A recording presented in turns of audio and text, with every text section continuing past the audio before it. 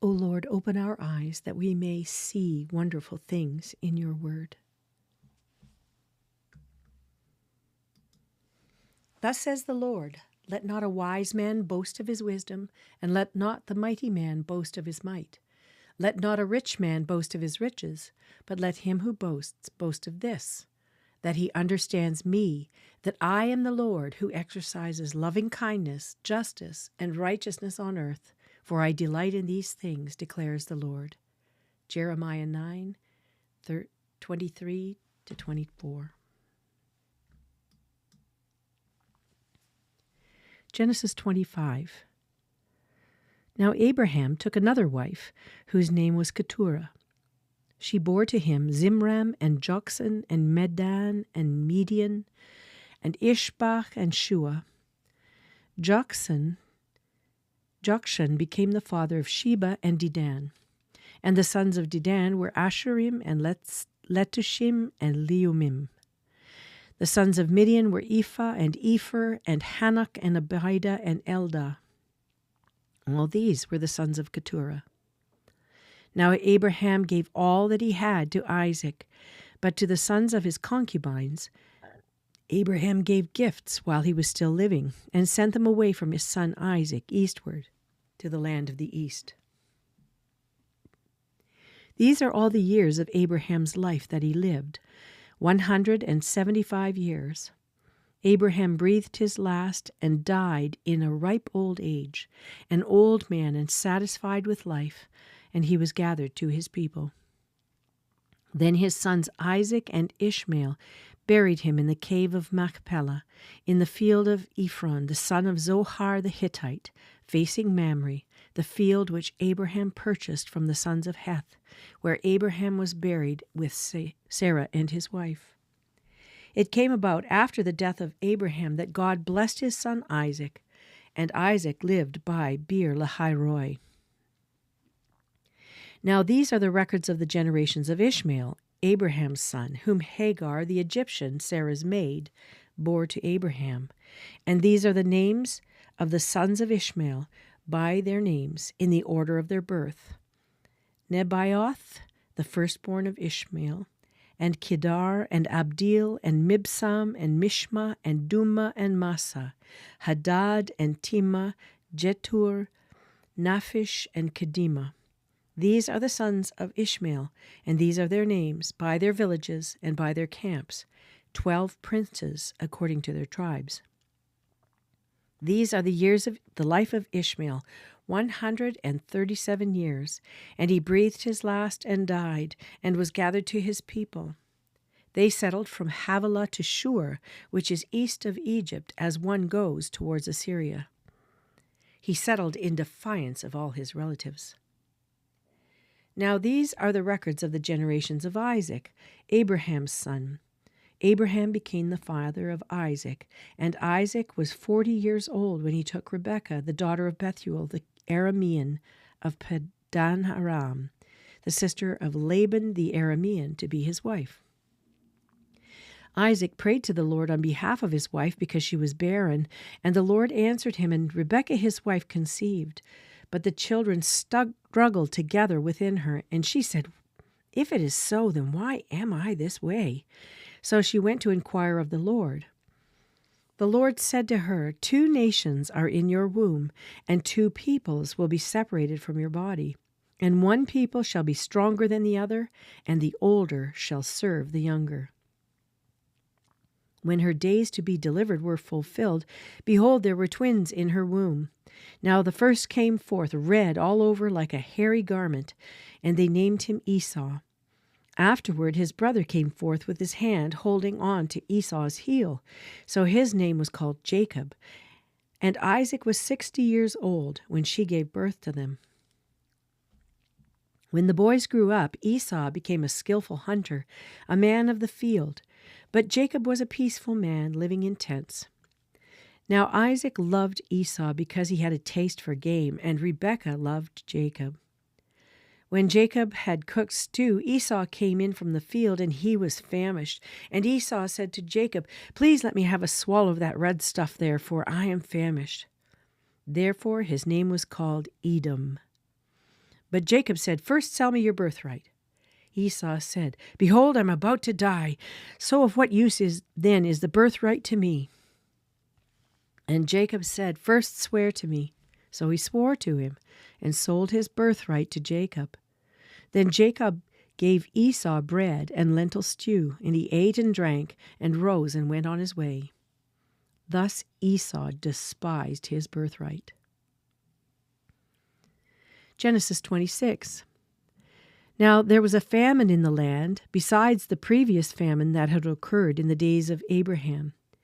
So Isaac went to Gerar, to Abimelech, king of the Philistines. The Lord appeared to him and said, "Do not go down to Egypt. Stay in the land of which I shall tell you. Sojourn in this land, and I will be with you and bless you. For to you and to your descendants I will give all these lands. And I will establish the oath which I swore to your father Abraham. I will multiply your descendants as the stars of heaven, and will give your descendants all these lands. And by your descendants all the nations of the earth shall be blessed.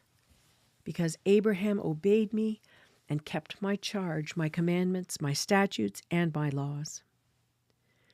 So Isaac lived in Gerar. When the men of the place asked about his wife, he said, "She's my sister," for he was afraid to say "my wife," thinking, "The men of this place might kill me on account of Rebekah, for she's beautiful." It came about, when he'd been there a long time, that Abimelech, king of the Philistines, looked out through a window and saw, and behold, Isaac was caressing his wife Rebekah.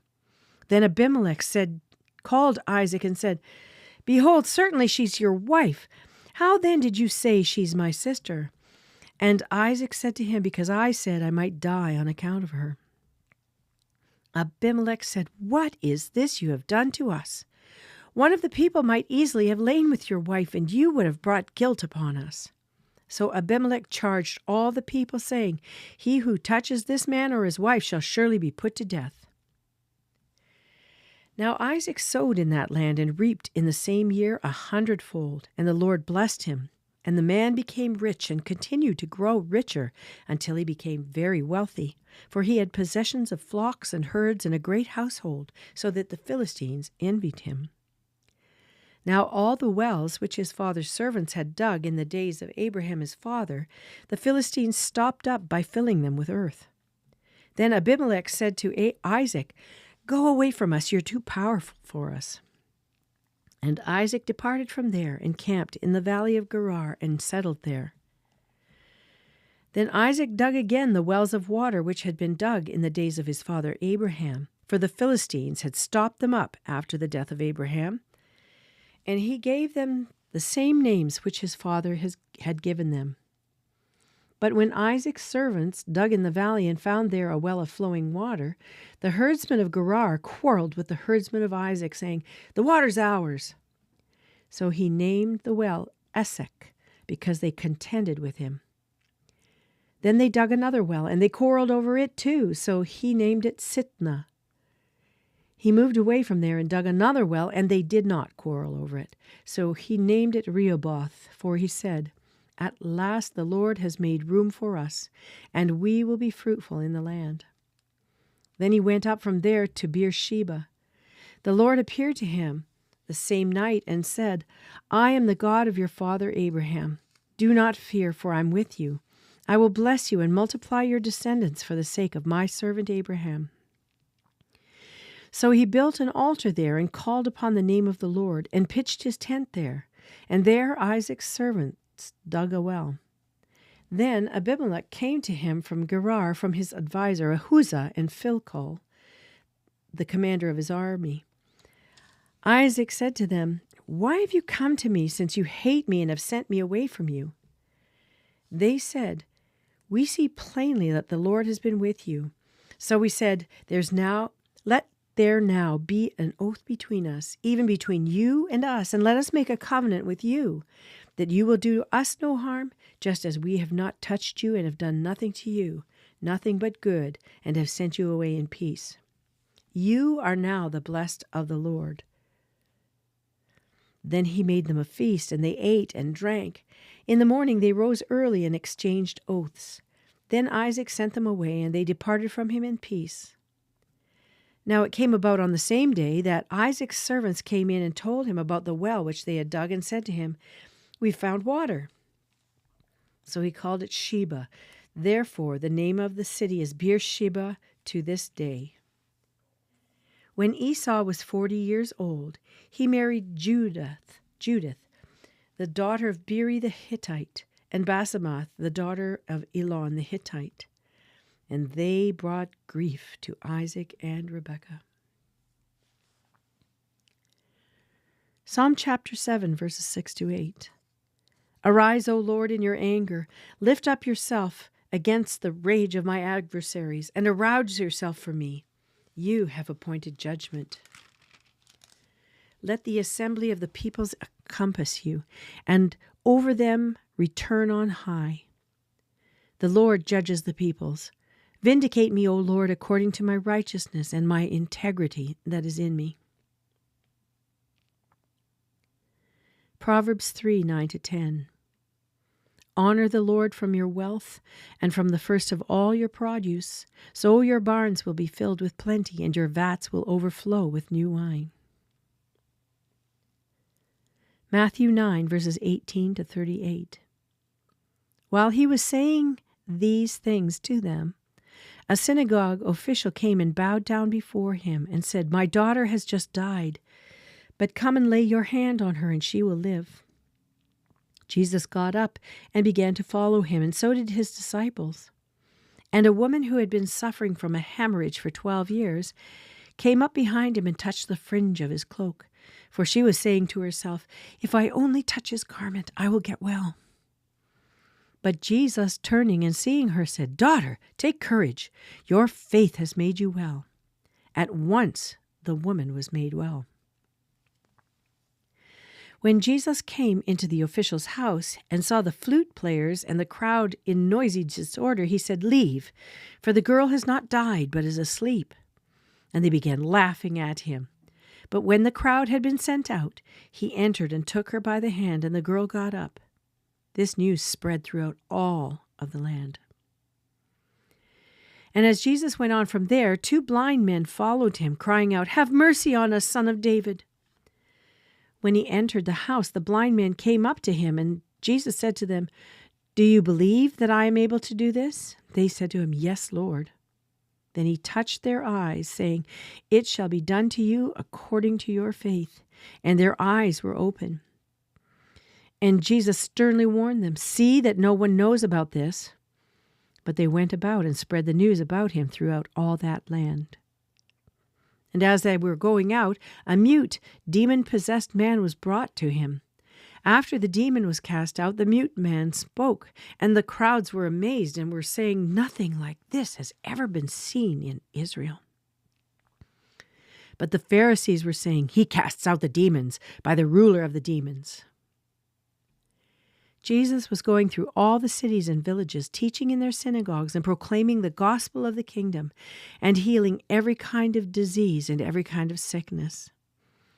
Seeing the people, he felt compassion for them, because they were distressed and dispirited like sheep without a shepherd. Then he came and said to his disciples, "The harvest is plentiful, but the workers are few. Therefore beseech the Lord of the harvest to send out workers into his harvest."